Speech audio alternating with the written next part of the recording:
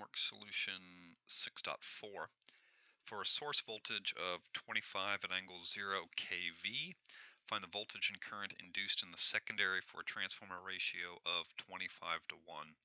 So we've got a step-down transformer here, and we just need to define the voltage as in the secondary. So given here is this circuit, Vs is 25 at angle 0 degrees kV, and the transformer is a 25:1 kV. So whatever appears at this terminal voltage, divide that by 25. That's what's going to come out right here.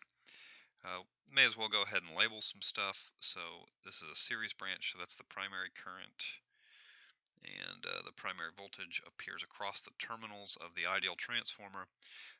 Since we've defined current flow in this direction, that means current is entering the positive terminal of T1 here. That means the secondary voltage plus minus Vs, right? The current's entering the positive terminal. That means it induces a voltage in the secondary that is positive at the dotted terminal. So that's Vs. We can define current flow in the secondary any direction we want. I'm just going to choose secondary current in that direction, right? So now we've got the givens of the problem. We are asked to find the current induced in the secondary, that's Is, and the voltage in the secondary, Vs. That's what we're asked to solve for. The solution is again going to use this technique of reflected impedance. I need to move this 4 ohm resistor and this 14.4 ohm capacitor over to the primary using the turns ratio squared. So ZL here is going to be 4 minus J 14.4 ohms. ZL prime is equal to ZL times the turns ratio squared. And I'm going from the secondary to the primary, so I'm multiplying by the turns ratio squared there. And so that's going to be equal to 25/1 squared times 4 minus J 14.4. That gives me 2,500 minus J 9,000 ohms, referred to the primary side. So I can reduce this circuit to look like this. 25 e to the third angle 0. I've got J 6,000,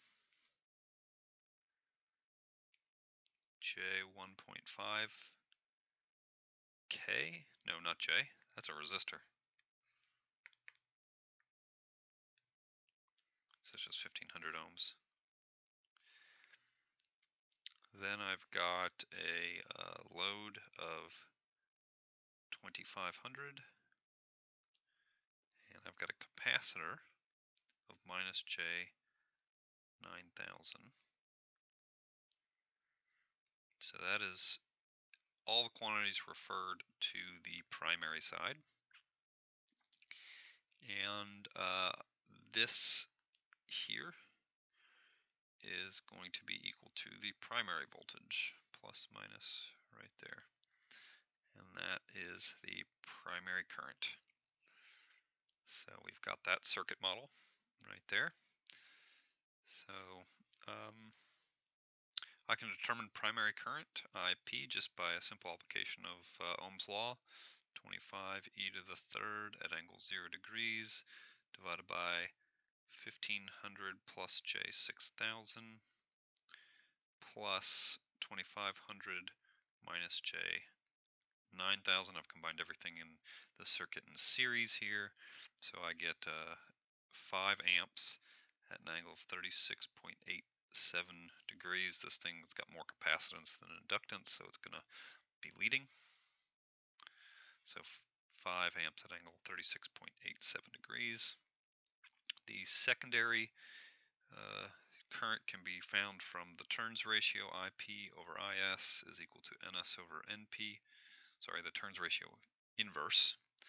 So that tells me that the secondary current is going to be the primary current times NP over NS. So that's going to be 5 at an angle of 36.87 degrees times 25 divided by 1.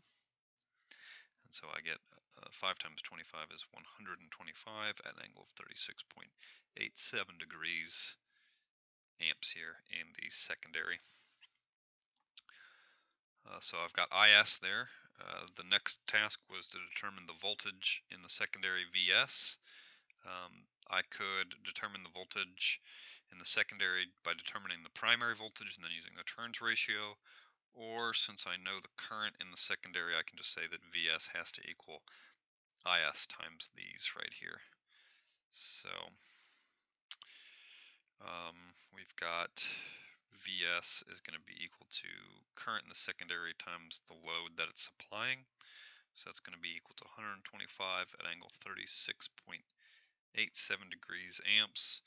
And then that load, since we're working on the secondary side, we got to use its actual value, not its referred or reflected value, but its actual value on the secondary. So that's 4 minus J, 14.4 ohms. And so this gives us a secondary voltage of 1,868.15 at an angle of negative 37.61 degrees volts as my secondary voltage.